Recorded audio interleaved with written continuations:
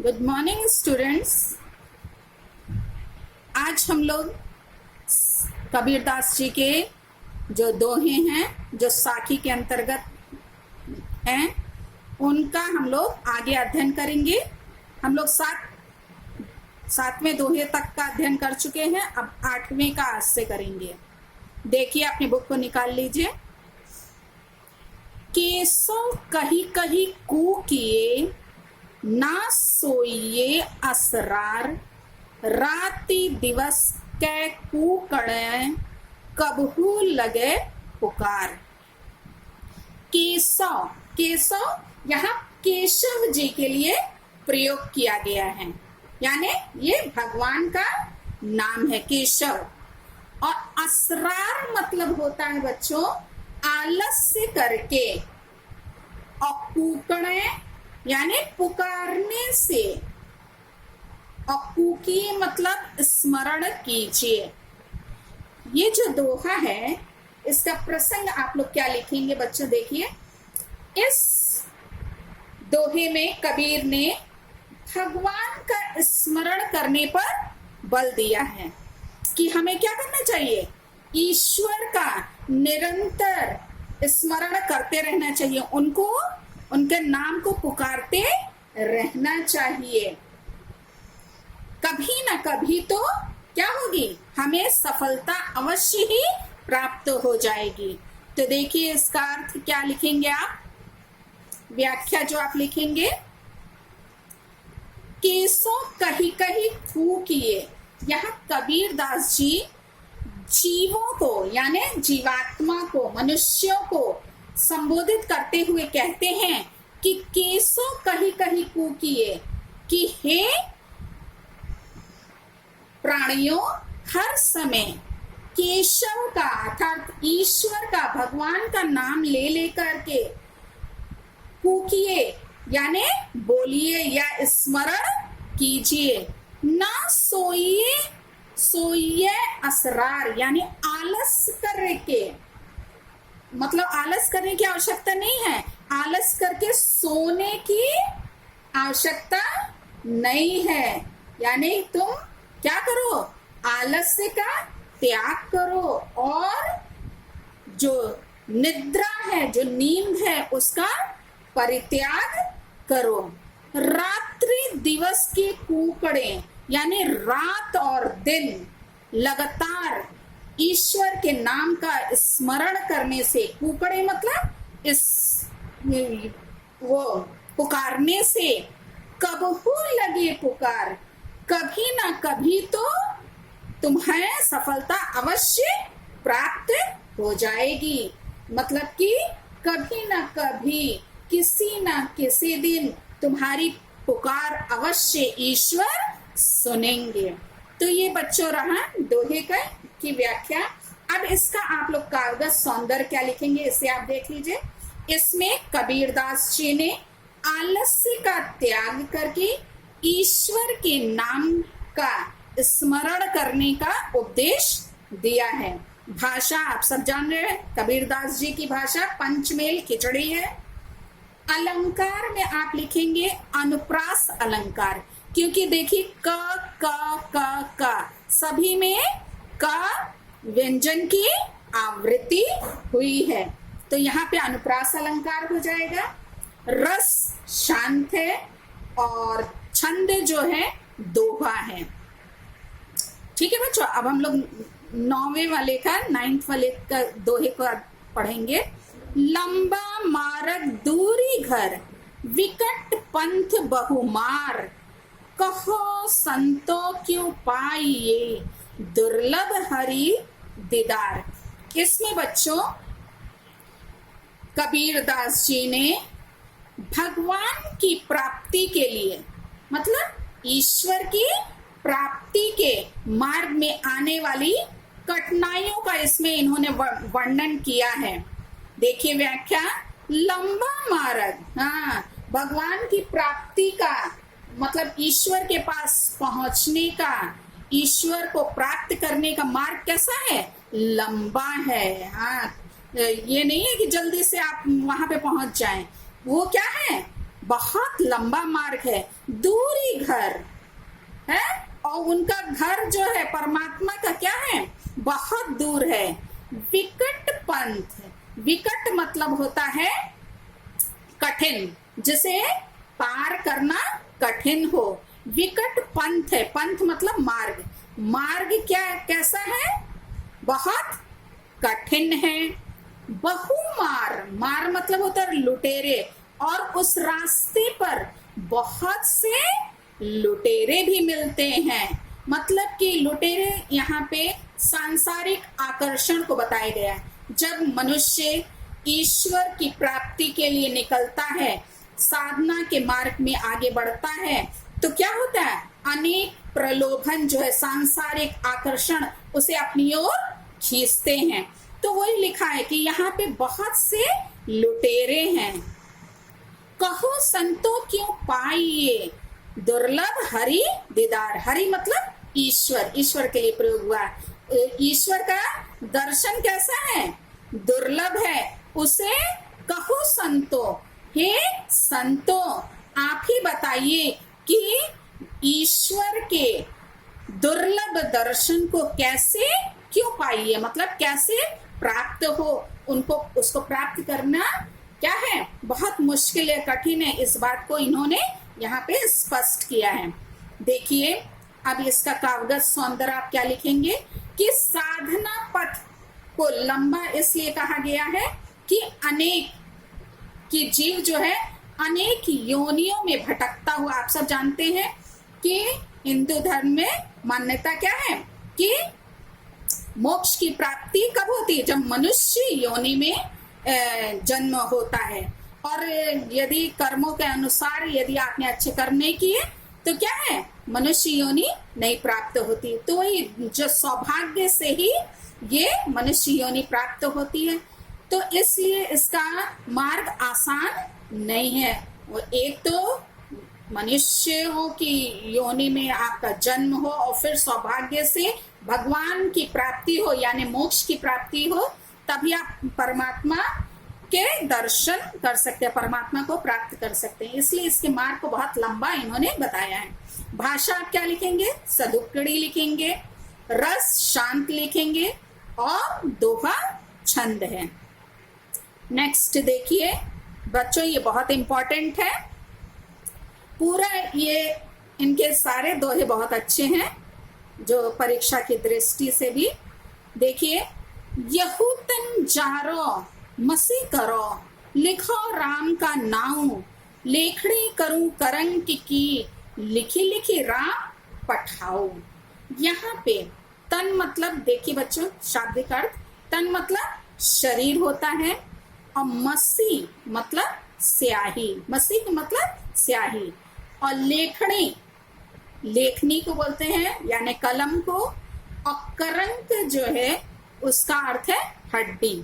यहाँ पे इस दोहे में संत कबीर जो हैं वो कहते हैं कि जीवात्मा रूपी जो विरहणी है, अर्थात मनुष्य जो ईश्वर को प्राप्त करना चाहता है, जो विरह में है, वो अपना सर्वस्व मिटा करके अपने परमात्मा अर्थात प्रियतम के पास, ईश्वर के पास प्रेम का संदेश भेजने के लिए क्या है, व्याकुल है, परेशान है।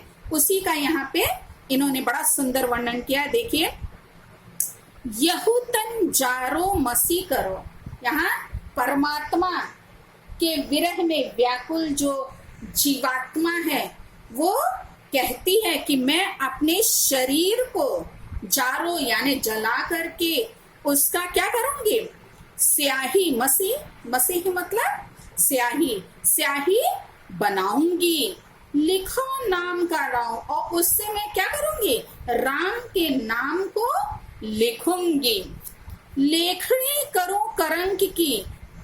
यहाँ पे ये बता रहे हैं कि अपने शरीर से स्याही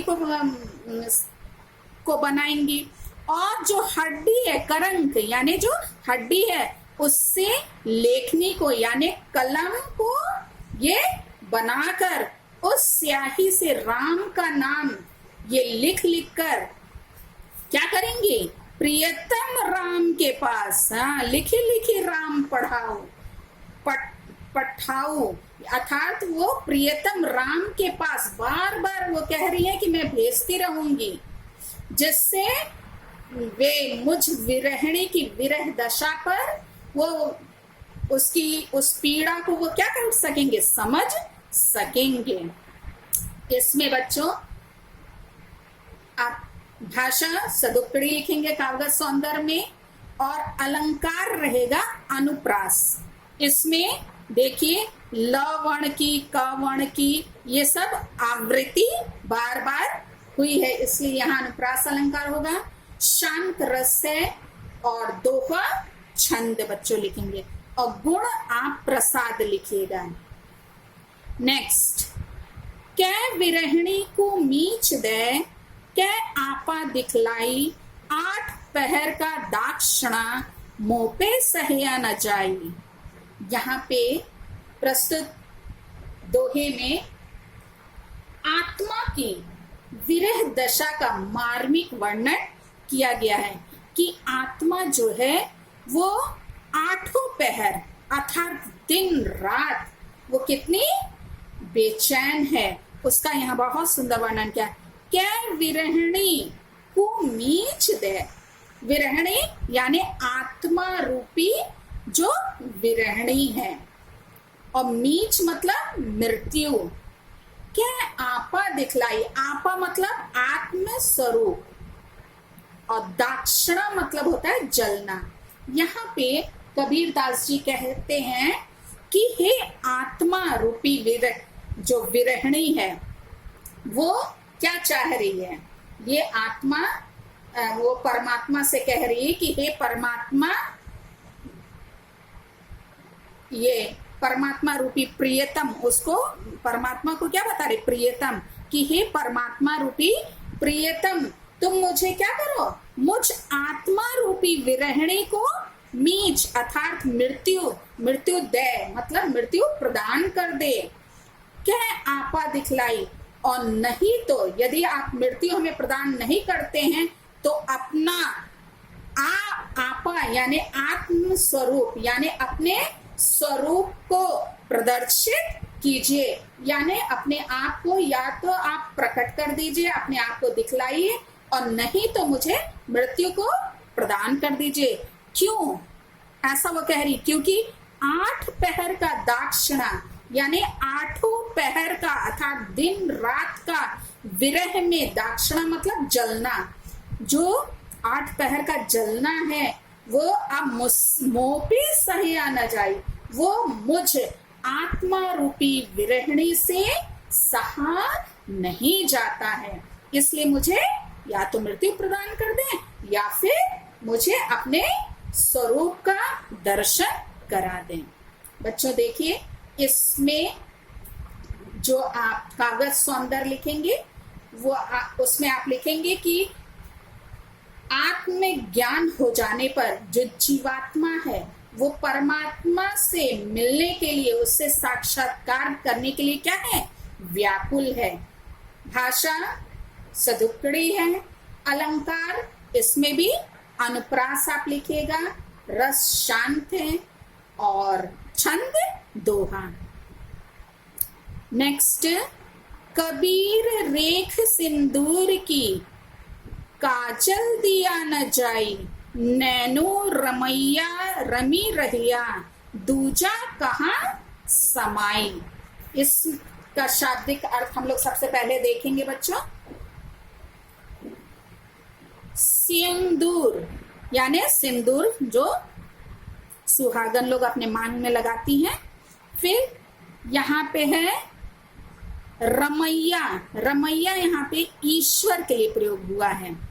देखिए इसमें कबीर दास जी ने सर्वत्र जीवात्मा को प्रियतमा और परमात्मा को प्रियतम माना है। कबीर दास जी ने अपने सब दोहों में जो है, जो जीवात्मा है यानी जो प्राणी हैं, जो मनुष्य हैं, उनको प्रियतमा और परमात्मा को प्रियतम माना है। परंतु साखी में भी उन्होंने क्या किया है, जीवात्मा और परमात्मा के अनन्य प्रेम की अभिव्यक्ति की है। यहाँ पे इसमें कबीरदास जी कहते हैं कि मैंने क्या किया है, कबीर रेख सिंदूर की। कबीरदास जी कह रहे हैं कि मैंने सौभाग्यवती नारियों की तरह, जैसे सुहागन स्त्रियां होती हैं वो अपनी मांग में सिंदूर को लगाती हैं, वैसे ही मैंने भी क्या कर लिया है, अपनी मांग में सिंदूर की रेखा लगा ली है। काजल दिया न जाए, अब जो है लाल रंग के सिंदूर को लगाने के बाद, जो कि प्रेम का सूचक है लाल रंग, उसको लगाने के बाद अब मैं इस काजल को, यानी काले, आप सब जानते हैं काजल क्या है, काले रंग का होता है, तो इस काजल को अपनाना मेरे लिए क्या है, संभव नहीं है। यहाँ पे बच्चों काजल जो है सांसारिक आसक्ति यानी विषय वासनाओं को प्रदर्शित करने वाला है। यहाँ पे ये दिखा रहा है कि वो काजल जो है वो किसका है, सांसारिक लालसाओं को। तो वो चूंकि कबीरदास जी अपने आप को प्रियतमा मानते हुए और ये ईश्वर को प्राप्त करने के लिए, प्रियतम को अर्थात परमात्मा को वो प्राप्त करने के लिए आगे बढ़ गए हैं। उन्होंने ये सौभाग्यवती नारियों की तरह उन्होंने लाल रंग को अपने लगा लिया है और फिर वो इस सांसारिक वासनाओं में लिप्त होना नहीं चाहते हैं, यानी काजल को वो लगाना नहीं चाहते हैं। लिखा है नैनो रमैया रमी रहिया।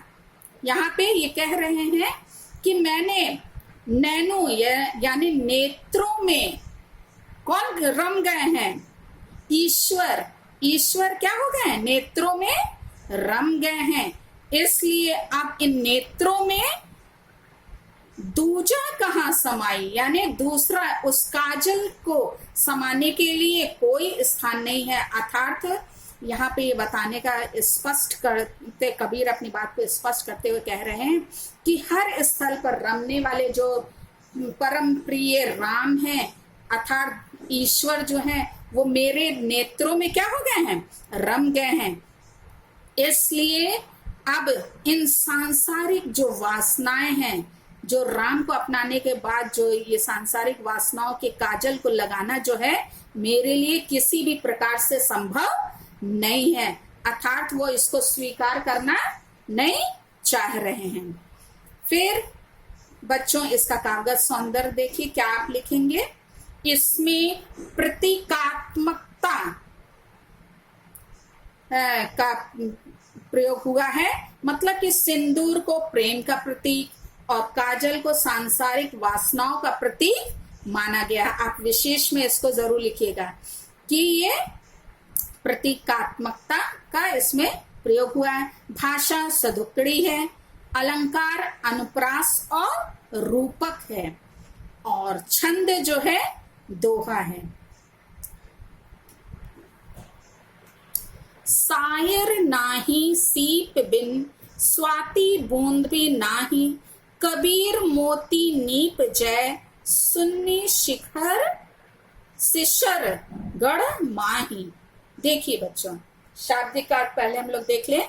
सायर, सायर मतलब होता है सागर, और सीप आप सब जानते हैं जिसमें मोती बनता है, और स्वाति नक्षत्र की बूंद है। फिर कबीर मोती नीपजे, नीपजे मतलब उत्पन्न होता है, और शून्य शिखर यानी शून्य शिखर अर्थात सुषुम्ना नाड़ी के ऊपर स्थित ब्रह्मरंध्र को बोलते हैं।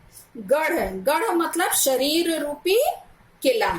इसमें बच्चों कबीरदास जी ने मोक्ष रूपी मोती का वर्णन करते हुए कहा है।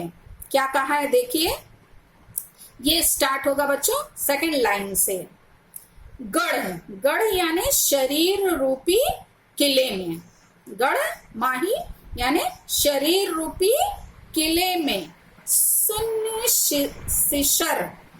शिशर यानी सुषुम्ना नाड़ी के ऊपर स्थित ब्रह्मरंध्र में सायर नाही यानी ना समुद्र है, सीप बिन यानी ना सीप है, स्वाति बूंद भी नहीं और ना ही स्वाति नक्षत्र की बूंद है। कबीर मोती नीपजे, कबीर दास जी कह रहे हैं फिर भी मोती नीपजे यानी मोती उत्पन्न हो रहा है। शरीर रूपी किले में क्या है, कहाँ पे मोती उत्पन्न हो रहा है? सुषुम्ना नाड़ी के ऊपर स्थित ब्रह्मरंध्र में। बच्चों आप लोगों ने देखा होगा जो साधु सन्यासी संत महात्मा जो योग करते हैं, साधना करते हैं ईश्वर को प्राप्त करने के लिए, वो योग करते हैं तो जब उन्हें ईश्वर की मोक्ष की प्राप्ति होती है तो सांसारिक ये उनको लालसाओं से वासनाओं से वो दूर होते हैं, तो उन्हें जो है एक शक्ति ज्योति की प्राप्ति होती है, जो कि आप लोगों ने कैलेंडर वगैरह में देखा होगा, माथे पे बीचों बीच में एक प्रकाश दिखाता है। तो वही स्थान जो वो क्या है बच्चों, ये ब्रह्मरंध्र जो यहाँ पे ये बता रहे हैं ना, शून्य शिखर जो है अर्थात शून्य शिखर यानी सुषुम्ना नाड़ी के ऊपर स्थित ब्रह्मरंध्र में वो क्या हो रहा है, मोती उत्पन्न हो रहा है अर्थात वहां से ज्योति प्रकाशित हो रही है, ज्योति निकल रही है, उसको इसमें यहाँ पे बताया है कबीर दास जी ने। आप सब जानते हैं कि मोती कहाँ उत्पन्न होती है, कहते हैं कि जब स्वाति नक्षत्र में जब वर्षा होती है और वो वर्षा का बूंद जब सीप में गिरता है तब वो क्या बन जाता है, मोती बन जाता है। और विभिन्न स्थानों पे फर्क जगह पे उसका क्या है, उस बूंद का फर्क अर्थ है, लेकिन यहाँ पे जब वो सीप में गिरता है तो क्या बन जाता है, मोती बन जाता है। तो वही यहाँ बताया है कि यहाँ पे ना तो समुद्र है और ना ही सीप है और ना ही स्वाति नक्षत्र की बूंद है, फिर भी क्या हो रहा, मोती उत्पन्न हो रहा है। तो यहाँ पे कैसे उत्पन्न हो रहा है, तो वही बताया है यहाँ पे कि साधना के अंतर्गत जब कुंडलिनी जो है ऊपर उठकर सहस्त्रसार चक्र यानी तांत्रिक साधना में कुंडली के जागरण हेतु बताए गए 8 चक्रों में से जो अंतिम चक्र है में मिलती है, तब ज्योति का क्या हो जाता है, साक्षात्कार होता है। यानी जो साधना करने वाला साधक है वो मोक्ष को प्राप्त होता है। ये इसी से पता चलता है कि मोक्ष की प्राप्ति हो गई है, यानी उस ब्रह्मरंध्र में ज्योति उसमें से निकलने लगती है। तो बच्चों इसका आप कागज सौंदर्य लिखिएगा कि भाषा पंचमेल खिचड़ी है और रस भक्ति है और छंद जो है दोहा है, और इसमें भी प्रतीकात्मकता का प्रयोग हुआ है क्योंकि गढ़ जो है वो शरीर का और मोती मोक्ष का इसमें प्रतीक है। नेक्स्ट देखिए, पानी ही तय हिम भया, हिम हुए गया बिलाई, जो कुछ था सोई भया, सब अब कुछ कहा न जाई। पानी ही तय, पानी पानी यहाँ पे पानी के लिए प्रयोग हुआ है बच्चों। पानी ही तय हिम भया, हिम मतलब बर्फ और तय मतलब से, पानी से ही क्या हो गया, बर्फ बन गया है। हिमतय यानी बर्फ है, वह गया बिलाई और बर्फ फिर क्या हो गया है, वो बिलाई यानी विलीन हो गया। भया मतलब हो गया, जो कुछ था सो ही भया, जो कुछ था वह सब की वही भया, वही हो गया। अब कुछ कहा न जाए, अब कुछ भी कहा नहीं जाता। यहाँ पे बच्चों कबीर दास जी ने प्रसंग में आप लिखेंगे कि कबीर ने जगत की उत्पत्ति, स्थिति और प्रलय इन तीनों को एक रूप में स्वीकार किया है। यहाँ पे व्याख्या देखिए, इसमें कबीरदास जी कहते हैं कि परमात्मा रूपी जो पानी है, पानी यानी पानी, ये परमात्मा रूपी पानी जम करके क्या हो गया, हिम भया यानी बर्फ बन गया है। हिम गया बिलाई, और वही बर्फ जो है वो पिघल करके क्या हो गया है, पानी बन गया है। जो कुछ था सोई भया, और उसका जो बर्फ रूप है वो क्या हो गया, विलीन हो गया। मतलब वो जो बर्फ बन गया था वो फिर वो गायब हो गया, वो फिर उसी में मिल गया, विलीन हो गया, यानी जल में जल फिर मिल गया।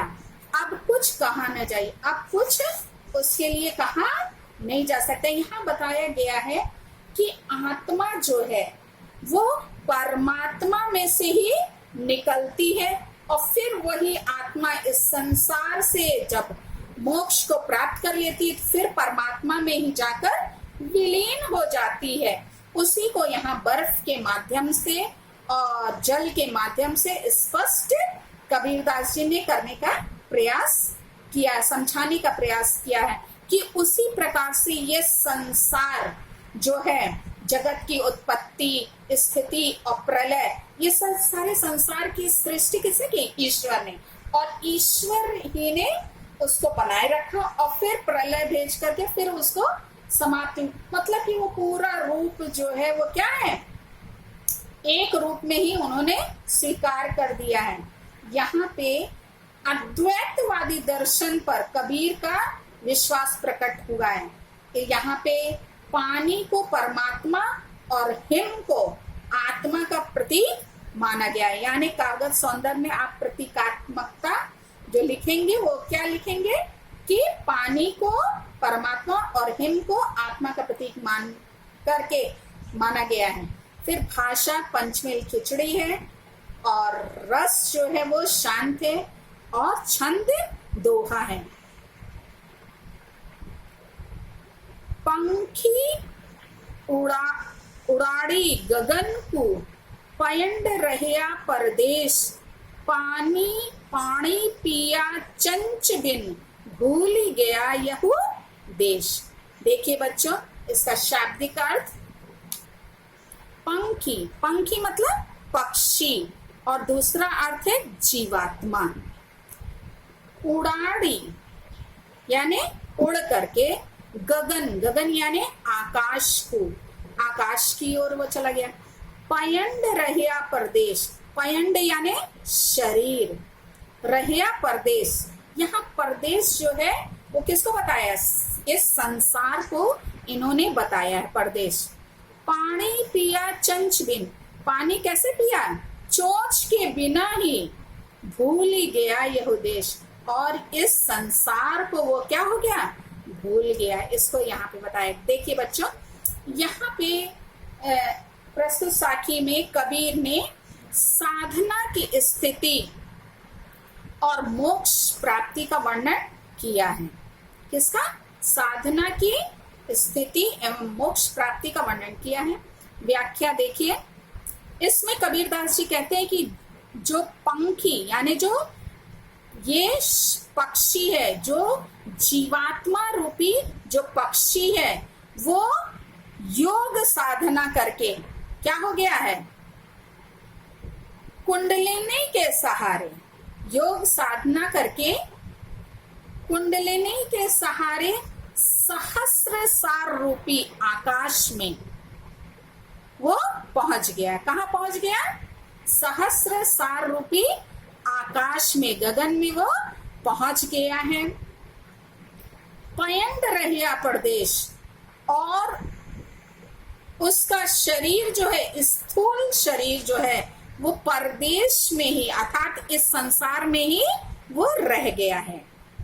पाणी पिया चंचबिन, यहाँ पे कह रहे हैं कि सहस्रसार में पहुंचकर यानी गगन में आकाश में पहुंच करके जीवात्मा रूपी पक्षी ने चंच बिन यानी चोंच के बिना यानी इंद्रियों के बिना ही क्या किया है, अमृत सरोवर का जल पिया है। भूल गया यह देश और जल पी करके उससे अलौकिक आनंद की प्राप्ति हुई और फिर वह इस देश को यानी इस संसार को वो क्या हो गया, पूर्णतः भूल गया। भाव यह है कि अलौकिक आनंद की प्राप्ति हो जाने पर जीवात्मा जो है वो सांसारिक मोह माया के बंधनों में नहीं बंधती है, वह तो पूर्णतः क्या हो जाती है, ब्रह्मानंद में ही लीन हो जाती है। बच्चों यहाँ पे बताया गया है कि जो भी ईश्वर को प्राप्त कर लेता है यानी ईश्वर के उस स्वाद को, उस प्रेम को चख लेता है, वो फिर संसार के इन विषय वासनाओं में, इन लालसाओं में, वो इस आकर्षण में वो फिर बंधता नहीं है। वो कहाँ चला जाता है, वो परमात्मा के पास, अर्थात वो यहाँ पे लिखा है ना, सहस्र सार रूपी आकाश में वो क्या हो जाता है, पहुंच जाता है। यानी जब वो उस अमृत सरोवर का जल पी लेता है यानी उस मोक्ष को प्राप्त कर लेता है, उस ईश्वरीय प्रेम को प्राप्त कर लेता है, तो वो सब कुछ फिर भूल जाता है। इसका बहुत सुंदर इन्होंने यहाँ पे वर्णन किया है। इसमें भी बच्चों प्रतीकात्मकता में पंखी जो शब्द है उसके दो अर्थ हैं, जीवात्मा का और पक्षी का, और गगन यानी इसके भी सहस्र सार का, और पाणी यानी अलौकिक आनंद ब्रह्मानंद का, तथा चंच जो है वो शरीर की भोग भाव अर्थात इंद्रियों का प्रतीक यहाँ पे माना है। भाषा पंचमेल खिचड़ी है और बच्चों रस शांत है और दोहा छंद है। तो बच्चों इसको ध्यान से सुनिएगा और समझने का प्रयास कीजिएगा। इस सब में आत्मा और परमात्मा जीवात्मा के बारे में समझाया गया है कि ईश्वर की प्राप्ति के बाद जब मनुष्य मोक्ष को प्राप्त कर लेता है तो फिर संसार की सारी वस्तुएं उसके लिए व्यर्थ हो जाती हैं, बेकार हो जाती हैं। इसमें इसको कबीरदास जी ने समझाने का प्रयास किया है कि हम सबको भी का स्मरण करना चाहिए और उसको उन्हें ही याद करना चाहिए। Thank you.